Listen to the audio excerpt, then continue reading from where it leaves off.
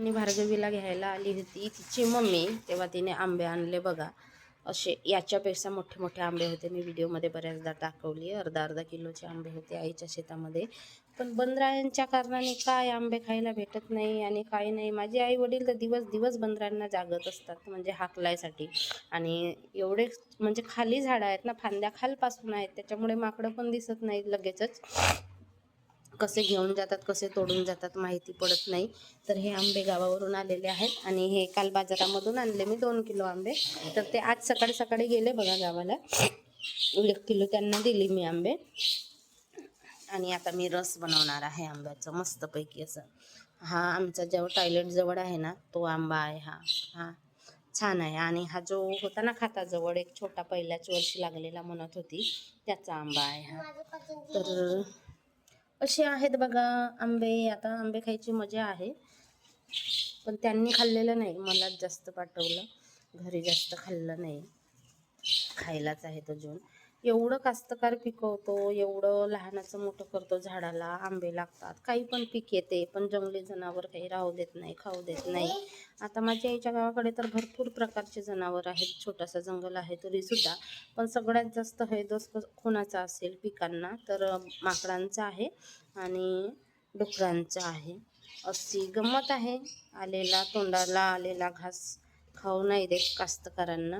अशी माकडांची अवस्था आहे. खूप त्रास, माकडांमुळे खूप त्रास सहन करावा लागतो. आता मी मस्त असा रस बनवणार आहे. सकाळचा स्वयंपाक आता झाला माझा. वरण भात आणि पोळी असं आहे. आणि रुद्रांस पजल खेळतो इथे. गेले पाहुणे होते तोवर नुसतं यांचं भांडाभांडी काचाकाची चालू राहायची. आता गेले ते. पण आई अजून येणार आहे. माझ्या मामाची 13वी आहे, तर 13वीला माझी आई 5-6 तारखेकडे येणार आहे.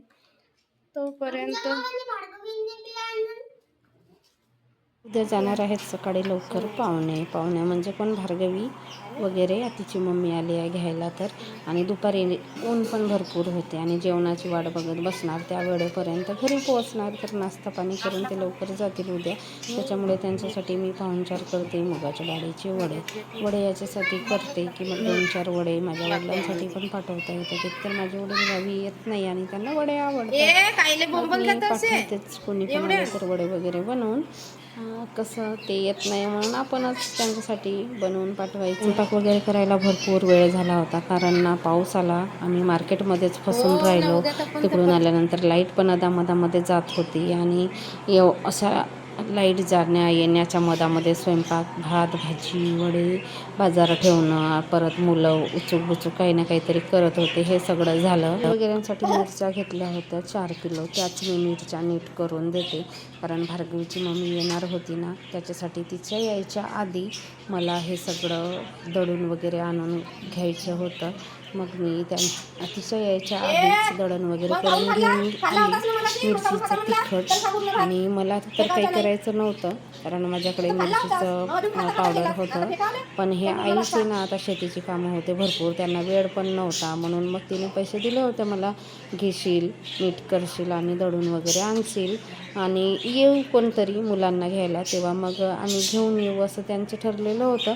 म्हणून मग इथे मी थोडं जसं वेळ मिळेल तसं मी मिरच्याच्या देठं वगैरे खुडत होते.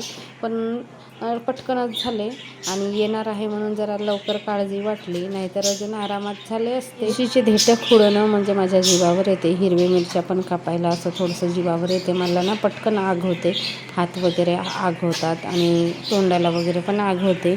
पण आता आपल्या आईचेच आहेत, त्यांना वेळ नाही आहे आणि आपल्याकडे वेळ असतोच. घरातली कामं झाल्यानंतर दुपारी वेळ असतो आणि ह्याच खाली वेळामध्ये मग हे मी कामं करून घेतले. मिरचीची देठं काढायचे आणि गिरणीमधून बारीक करून पण आणलं मिरची पावडर.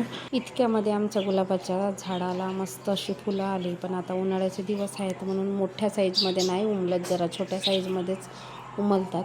तरीसुद्धा 2 गुलाबाची फुलं आणि 1 कडी अन्वीनी तोडून फेकून दिली. आणि आता ह्या दुसऱ्या आहेत जे मस्त फुलेजले आहेत. आणि हा जो कडीपत्त्याचा झाड आहे तो बघा किती मस्त जोरावर आहे. आणि अजिबात खताचा वगैरे वापर नाही केला याला टाकायला. फक्त जी आपली उरलेली चहा पावडर असते चहा केल्यानंतर ती मी टाकते आमच्या कढीपत्त्याच्या झाडाला. तर मस्त असा कढीपत्त्याचं झाड पण पालेजला आहे. आणि किंवा भाजीपाला मी कापते त्यावेळेस तो हिरवा पालापाचोळा असतो तो मी कुंडीमध्ये टाकते.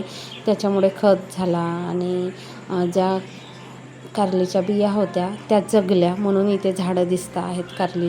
बनवते आप्पे. याच्यामध्ये कांदा, टोमॅटो आणि कोथिंबीर बारीक केला. अजून हिरवी मिरची त्यामध्ये कापलं नाही, छोटे मुलं आहेत म्हणून थोडासा हलकासा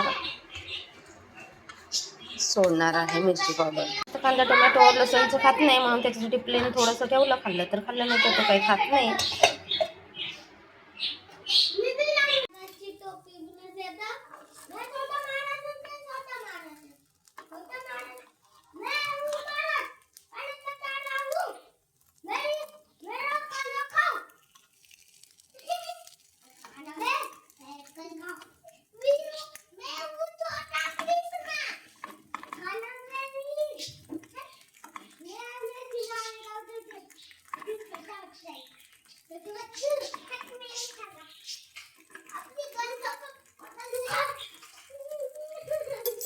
त्यांना दिली होती आप्पे खायला. इतक्यातच आला होता आईचा फोन, त्याच्यामुळे त्यांच्यासोबत बोलत होती. यांना आप्पे आवडले होते.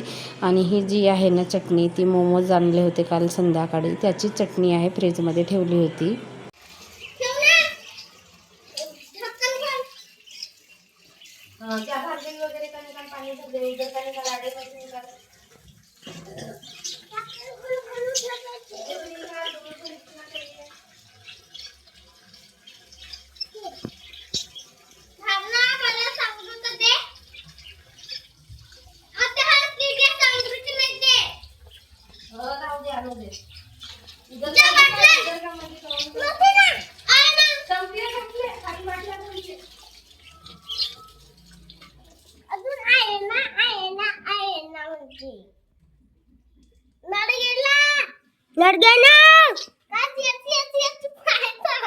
गेला तर जाऊ दे.